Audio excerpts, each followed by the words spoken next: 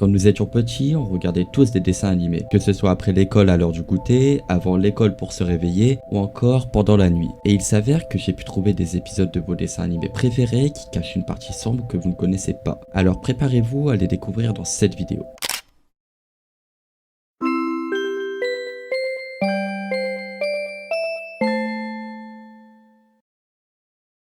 Tom et Jerry sont connus pour quelques épisodes assez glauques. Parmi eux, un épisode nommé Blue Cat Blues où Tom tombe amoureux d'une demoiselle. Cette dernière va accepter les avances de Tom jusqu'à ce qu'elle soit courtisée par Butch, son rival. Elle va se montrer opportuniste et attirée par la richesse de son rival, ce qui va l'amener à laisser tomber Tom. Il va tout faire pour la reconquérir en lui offrant de nombreux cadeaux tels que du parfum, des bagues en diamant et une voiture. Mais elle rejette tous ses efforts. Il n'a pas réussi à attirer son attention car les cadeaux de Butch sont beaucoup plus grands. Tout ça va rendre Tom terriblement malheureux, ce qui va le faire sombrer jusqu'à un point de ne même plus entendre les supplications de Jerry qui tente de l'arrêter. Il est tellement désespéré qu'il est sur le point de se laisser littéralement tomber dans une gouttière, mais Jerry le sauve à la dernière minute. Il essaie d'aider Tom comme il le peut et il est ravi que, contrairement à l'ex-petite amie de celui-ci, sa copine soit fidèle. C'est alors que le monde idéal de Jerry se brise en voyant sa copine Tools dans un cabriolet avec une autre souris et une pancarte Just Married. Jerry est maintenant abattu et rejoint Tom sur les voies ferrées, attendant qu'un train se rapproche. C'est comme ça que l'épisode va se terminer, sur un suicide du chat et de la souris qui a animé notre enfance.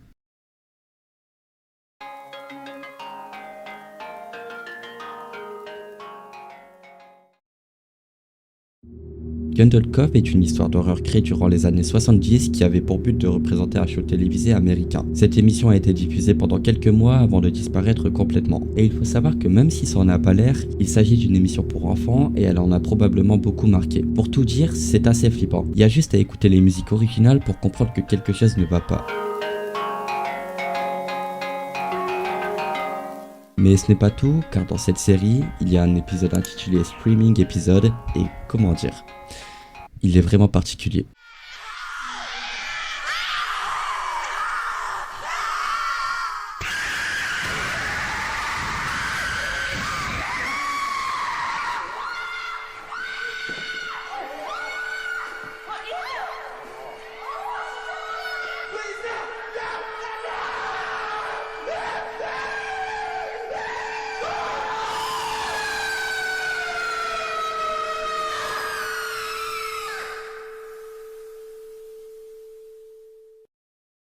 Dites-vous que cet épisode a été diffusé à la télé et que beaucoup d'enfants sont tombés dessus et ont sûrement dû entendre les cris qui ne s'arrêtent jamais. A l'origine, cet épisode devait présenter une dernière confrontation entre Percy et le Skin Taker pour devenir le roi de la mer. Et si vous vous demandez pourquoi ça a pris une tournure comme ça, eh bien le réalisateur a rendu le tour du spectacle beaucoup trop sombre pour les enfants. Il modifiait les scénarios une fois qu'ils étaient déjà terminés par les scénaristes en ajoutant des scènes dérangeantes et violentes. Le monteur a ordonné au doubleur de crier aussi fort qu'il le pouvait et dites-vous que le doubleur de Skin Taker a crié tellement fort à un point où sa gorge a commencé à saigner et il s'est même étouffé avec son propre sang. Mais ce n'est pas tout, parce qu'il a ordonné aux marionnettistes de secouer et de battre violemment les marionnettes sur le plateau, ce qui a entraîné leur destruction.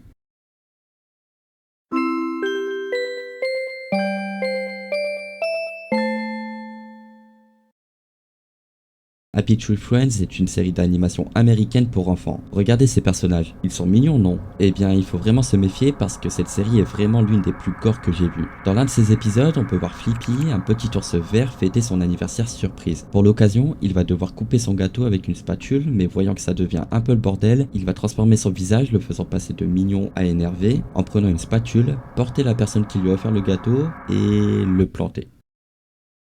Dites-vous que chaque épisode est gore comme ça. Après l'avoir planté, ce n'est pas un bout de gâteau qui sort comme il l'avait prévu.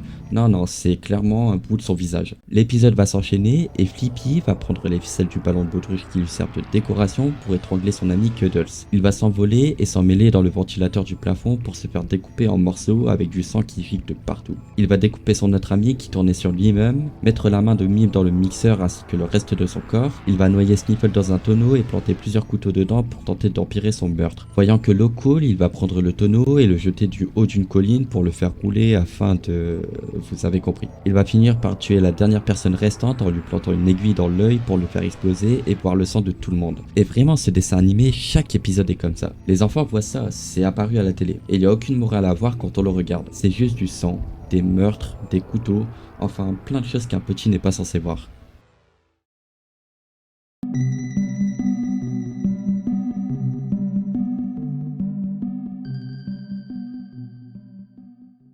Il est possible que sur TikTok vous soyez déjà tombé sur ce type de vidéo. I know where you live. No, you don't. You're a cartoon. What the hell? That's my... What the hell? Bon, bien évidemment, c'est juste un montage et tout ça est faux. Mais je veux pas vous parler de ça, parce que sur sa BD, on pouvait voir Garfield, Woody et John. Mais si je vous disais qu'au début, Garfield et Woody avaient un autre maître qui était le colocataire de John, et il s'appelait Lee-Man. Ce personnage va disparaître d'un seul coup sans aucune explication en 1988. Personne n'aura la réponse pendant plusieurs années de la raison de sa disparition, mais il va réapparaître dans la BD qui fête les 20 ans de cette série, où le créateur va révéler les 10 raisons pour lesquelles il a disparu. Et il s'avère que l'une d'entre elles fait assez froid dans le dos et qui dit « Ne regardez surtout pas dans le sous-sol de John ». Alors, qu'est-ce qui s'est passé réellement? Eh bien, sur le site officiel de Garfield, un jeu nommé Garfield Scary Scavenger Hunt pouvait être joué. C'était un peu comme un jeu Flash où tu incarnes le personnage principal que tout le monde connaît et tu peux visiter la maison de la BD qui avait l'air hantée. Et le but était de trouver des objets sans mourir de peur. Et en allant dans le sous-sol, on pouvait trouver ça. Lee-Man attaché dans une cage.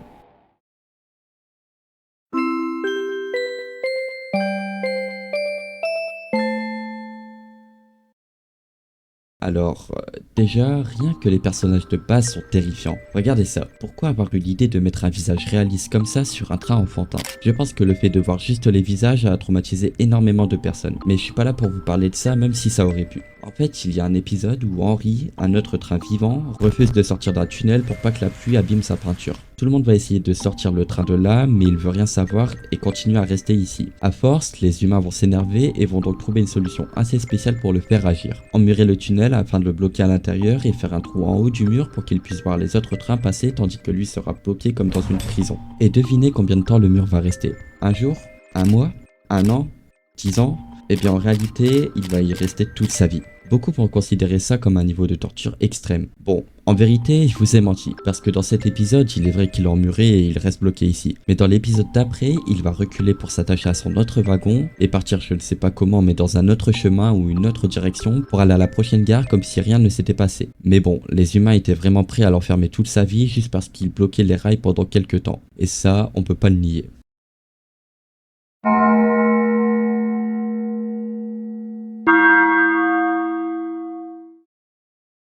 Oui, je sais, ça peut paraître bizarre, mais les Super Nanas aussi ont eu quelque chose de dérangeant dans la série. Vous le savez tous, mais les Super Nanas sont 3 sœurs jumelles. Mais si je vous disais que dans un épisode, on pouvait voir pour la première fois leur sœur qui est plus âgée. Pour l'avoir vu, ils ont dû mélanger les ingrédients de leur propre création et le résultat n'est pas celui qui devait être à la base parce que voici Bisou, leur fameuse sœur qui, contrairement à eux, est plutôt difforme. Et malgré cela, leur sœur est plutôt cool et très protectrice envers elle. Tellement protectrice qu'elle va sauver la vie des 3 sœurs en supprimant la sienne. En raison du manque d'énergie, elle va finir par exploser devant elle. Un vrai traumatisme pour elles qui n'ont pas pu faire connaissance avec leur nouvelle sœur car tout ça a duré pendant qu'un seul épisode.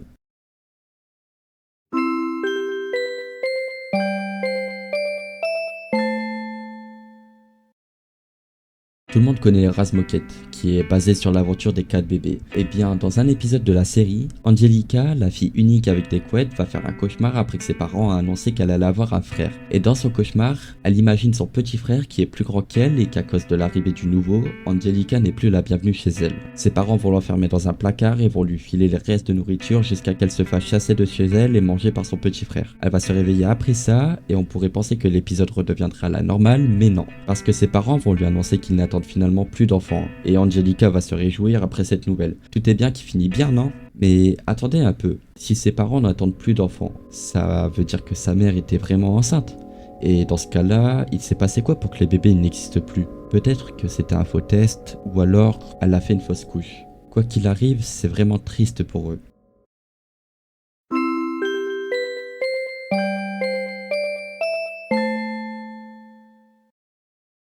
Dans la version enfant du dessin animé de Looney Tunes, on peut voir à un moment Bluster, Plucky et Hampton dans une voiture volée avec une bière à la main. Ils vont quitter la route pour tomber dans l'eau et mourir. Que ce soit les personnages ou le public, je pense que c'est trop tôt pour boire une bière et conduire une voiture. Surtout quand on voit ce qui se passe après. Et à cause de ça, cet épisode a vite été supprimé et banni des chaînes de télé.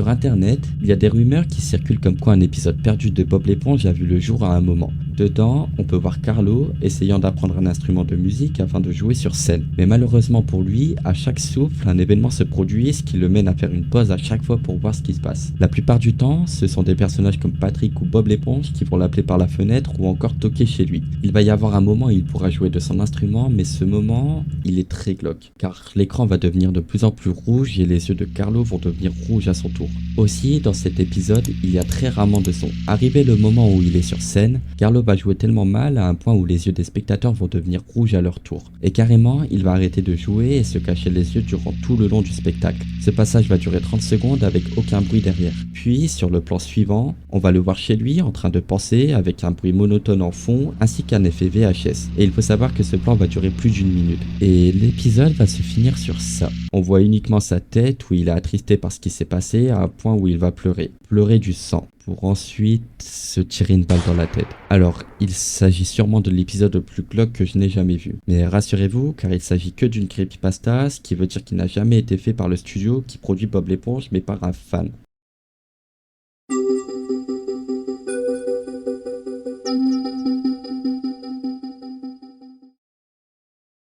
Parmi tous les dessins animés dont je vous ai parlé, Sonic est la seule série que j'ai trouvée de moi-même où j'ai pas eu à faire de recherche sur internet. Et je vous explique. Quand j'étais plus jeune, j'avais les CD de Sonic X et dans l'un de ces épisodes, il y avait Sonic et ses amis qui rentraient dans un château hanté. Il faut savoir qu'au moment où ils se rendent dans ce château, il y a un tournage pour un film qui est en cours. Pendant le tournage, il va y avoir un bruit provenant d'une sorte de sablier avec une citation dessus disant « apparaît avec la lune, disparaît avec le soleil ». Le caméraman, voyant que le sablier va gâcher le plan, il décide de l'enlever. Et en fait, en le déplaçant, les personnes dans le château vont ressentir quelque chose de bizarre. Une fois la nuit tombée, le tournage continue et l'actrice principale va jouer sur scène, mais un bruit va tout gâcher. Donc il recommence, mais le bruit en question est toujours là. À cause de ça, le tournage va être suspendu jusqu'au lendemain, et c'est après que des événements vont se produire. L'ingénieur du son va tenter de trouver d'où le bruit provient, et une fois trouvé, des petits fantômes vont apparaître derrière lui. La mère de Chris va entendre des cris d'enfant et penser que c'est son fils, donc elle va se lever et son reflet va transformer son visage en fantôme.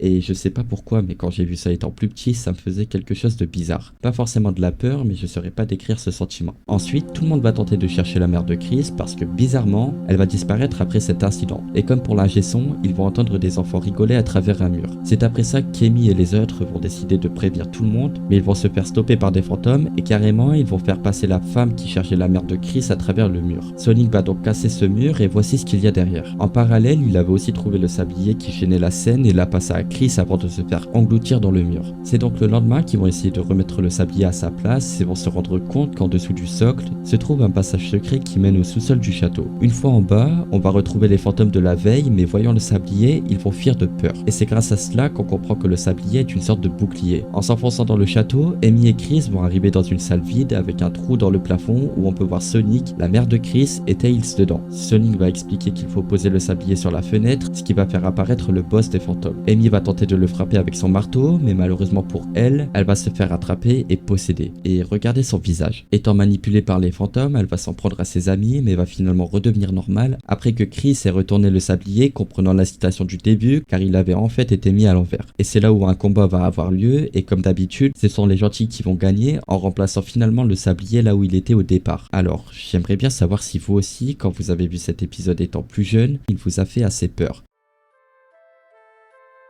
C'était le dernier dessin animé que j'avais à vous présenter. J'espère sincèrement que cette vidéo vous a plu. Et si c'est le cas, dites-le moi en commentaire et je ferai peut-être un épisode 2. Et en attendant, on vise les 10 000 abonnés, donc n'hésitez pas à appuyer sur le bouton s'abonner et à liker la vidéo. C'était Hypnotique, merci d'avoir regardé.